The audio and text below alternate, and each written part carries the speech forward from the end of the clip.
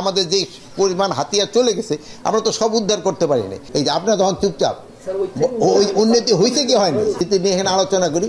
এবং এটার ভিতরে যেহেতু আইন শৃঙ্খলা যদিও 2টা ওয়ার্ড, কিন্তু এটা কিন্তু অনেক বড়, ব্যক্তির অনেক বড়, এই জন্য এমন কোনো কিছু নাই আলোচনার ভিতরে আসে না। মোটামুটি দেশের সব কিছু ব্যাপারে আলোচনা হয়, সাম্প্রতিক ঘটনাগুলি আলোচনা হয়, ভবিষ্যতে কী ধরনের ঘটনা ঘটতে পারে এই ব্যাপারে আলোচনা হয়। আমরা এইগুলির ব্যাপারে আলোচনা করছি। স্পেশালি আমরা মাদকটার উপরে বেশি জোর দিই, যেহেতু মাদকটা আমাদের দেশে কিন্তু একটা বড় ধরনের সমস্যা দেখা দিচ্ছে, এটার জন্য আমরা সবসময় বেশি জোর দিই। এখন আপনাকে রিপোর্টিংও দেখছি, এখন ইয়াবার কিন্তু ধরা পড়তেছে অনেক বেশি, বাট এগুলি ধরা পড়লো ওই রুই কাতলাগুলি ধরা পড়তেছে না, ওই পুঁটি আর ট্যাংরা এইগুলি ধরা পড়তেছে। তা আমরা চাচ্ছি যে রুই কাতলাগুলি যেন আইনের আওতায় যত তাড়াতাড়ি নিয়ে আসা যায়। না, আপনার প্রথম স্টেটমেন্টে একটুখানি কারেকশন দরকার হবে যে 5ই আগস্ট এই সরকারের পূর্তি না, এই সরকার হচ্ছে 8ই আগস্ট, 1 বছরে। তা আপনার আমি বললাম যে ওই 5ই আগস্ট আওয়ামী লীগ সরকার চলে যাওয়ার পরে মানে আইন শৃঙ্খলা পরিস্থিতি ওই সময় যেরকম ছিল, এই আজকে 4ই আগস্টে এটা কি উন্নতি হয়েছে কি হয় না, এটা আপনারা আমাদের থেকে আরো ভালো বলতে পারবেন। এই আমরা যে সময় এই দায়িত্ব নেই সেই সময় আমাদের এই পুলিশ বাহিনীর পরিস্থিতি কী ছিল, অন্যান্য বাহিনীর অবস্থাটা কী ছিল, এবং দেশের অবস্থাটা কী ছিল, ওই থেকে কি উন্নতি হয়েছে কি হয় না, এটা আপনারা বলেন। আপনারা আগে বলেন, এই প্রশ্নের উত্তরটা দেন। এই যে আপনারা তখন চুপচাপ, ওই উন্নতি হয়েছে কি হয়নি। এখন হ্যাঁ, আপনারা ওখানে বলতেছে যে কাঙ্ক্ষিত উন্নতি হয়েছে কি হয় না, এই কথা শোনা ওই এলাকা। আমি কথা শেষ করি।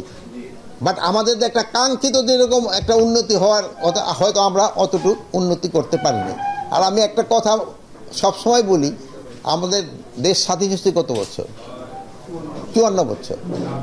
আইন শৃঙ্খলা পরিস্থিতি যে খুব ভালো, এই 54 বছরে আমাদের কোনো মিডিয়ায় বা কোনো কিছুতে বা সাধারণ পারসেপশনও আছে কোথাও যে আমাদের আইন শৃঙ্খলা পরিস্থিতি খুবই ভালো। আমাদের আইন শৃঙ্খলা পরিস্থিতি মানে জনগণের মানে এই ডেভেলপ কান্ট্রিগুলি স্পেশালি স্ক্যান্ডিনেভিয়ান কান্ট্রিগুলির সাথে তুলনা করেন, আমাদের ওই স্ট্যান্ডার্ডে আমরা কোনো সময় যেতে পারিনি।